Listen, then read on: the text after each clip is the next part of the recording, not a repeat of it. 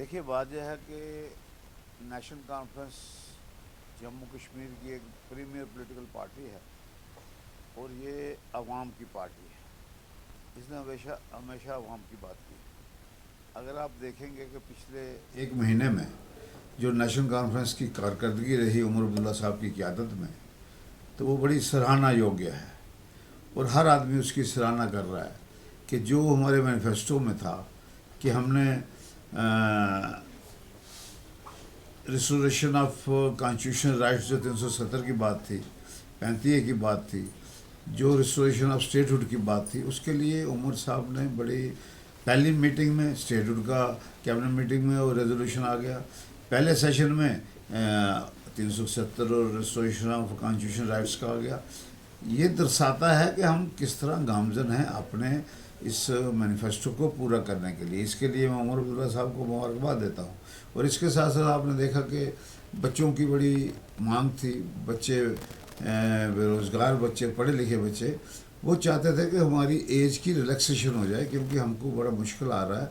बड़े अरसे से यहाँ नौकरियाँ नहीं लगी, यहाँ कोरोना था, तो इसके लिए उसके सिलसिले में भी गवर्नमेंट ने एज रिलैक्स कर दी।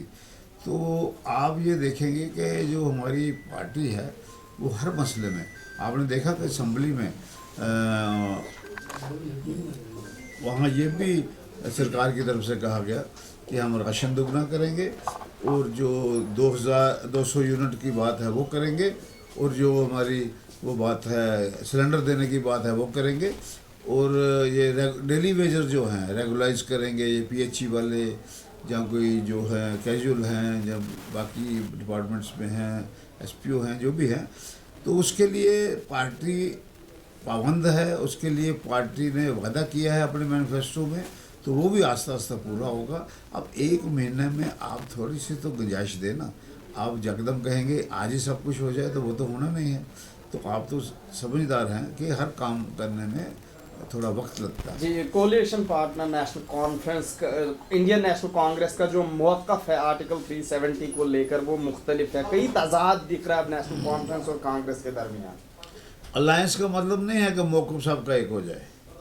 अलायंस में होता है हर पार्टी का अपना अपना मौक़िफ़ होता है और वो अलायंस होता है। अगर आप यहाँ अलायंस देखेंगे, एनडीए का भी अलायंस देखेंगे, उसमें भी आपको यही नज़र आएगा। अगर आप पहले यूपीए थी उसमें थे, उसमें भी यही नज़र आएगा। वो अपनी अपनी पार्टी का अपना अपना है। हमारा मौक़िफ़ है 370 35 ईयर स्टोर करना है, स्टेटहुड के लिए जदोजहद करनी है, ये हमारा मौक़िफ़ है, क्लियर कट है, इसमें कोई दो राय नहीं है, और हमारी लीडरशिप उसकी तरफ जा रही है। पिछले 10 साल में जो मुलाजमों ने मुश्किलात का सामना करना पड़ा, शायद ही कभी मुलाजमों को इतना करना पड़ेगा। आप सैलरी की बात करते हैं, जो रिटायर्ड हुए हैं उनका जीपी फंड है, उनकी ग्रेजुटी है, वो पिछले 10 साल से रिलीज नहीं हुई। लोग परेशान हैं, रिटायर्ड हैं, उनको कोई आगे सिलसिला उनका, आपको पता है रिटायरमेंट के बाद काफ़ी मालूमेंट्स कम हो जाते हैं, अभी तक नहीं मिला है। मैं सरकार से गुजारिश करूँगा, उमर साहब से गुजारिश करूँगा कि जो लोगों की ग्रेजुएटी है, जहाँ ये जीपी फंड है, जहाँ आप एसपीओज़ की जो सैलरी की बात कर रहे हैं, ये इस पर उमर अब्दुल्ला साहब ज़ाती तौर पे गौर करें, और मुझे उम्मीद है कि जल्दी हो जाएगी। हालांकि एसपीओ के सिलसिले में मैं आपको ये कहना चाहता हूँ कि जो स्टेट का जो सिक्योरिटी सिस्टम है, जो लॉ एंड ऑर्डर सिस्टम है, पुलिस है, उसको देख रहे हैं जनाब एलजी साहब। तो जब एलजी साहब देख रहे हैं, तो ये क्यों बंद है एसपीओज़ की सैलरी, ये एलजी साहब ने देखना चाहिए। और एलजी साहब से मैं गुजारिश करता हूँ कि जो आपके बिल्कुल लोअर रैंक, लोएस्ट रैंक के लोग हैं, इनके आपने करना चाहिए। ये गरीब लोग हैं, इनका तो खाना घर में मुश्किल हो जाता है जब आप इनकी सैलरी बंद करते हैं। तो सरकार हमेशा होती है कि हर आदमी की सुने, गरीबों की सुने। तो अब आप गरीबों की बात ही नहीं सुनोगे तो कैसे चलेगा। जिस तरह से रिजर्वेशन पॉलिसी में अमेंडमेंट की बात की जा रही है, 575 पोस्टें जो लेक्चरार की मिली है, निकली है। अब पीपल्स डेमोक्रेटिक पार्टी के एमएलए वहीद पड़े का कहना है कि रिजर्वेशन पॉलिसी को मॉडिफाई किया जाए। क्या नेशनल कॉन्फ्रेंस उस पर गौर विचार कर रही है? नेशनल कॉन्फ्रेंस किसी पार्टी के डिक्टेशन पे नहीं चलती है, उनको अपना सिस्टम है, अपनी पार्टी का प्रोग्राम है और पार्टी का मैनिफेस्टो रिजर्वेशन के सिलसिले में आप पढ़ सकते हैं। आपको इत्मीनान हो जाएगा पढ़ के कि नेशनल कॉन्फ्रेंस की सोच क्या है। क्या उसमें रिजर्वेशन पॉलिसी में आप कोई चेंजेस लाएंगे? जो आपने वो मैंने कहा मैनिफेस्टो पढ़िए, उसके बाद बात करिए।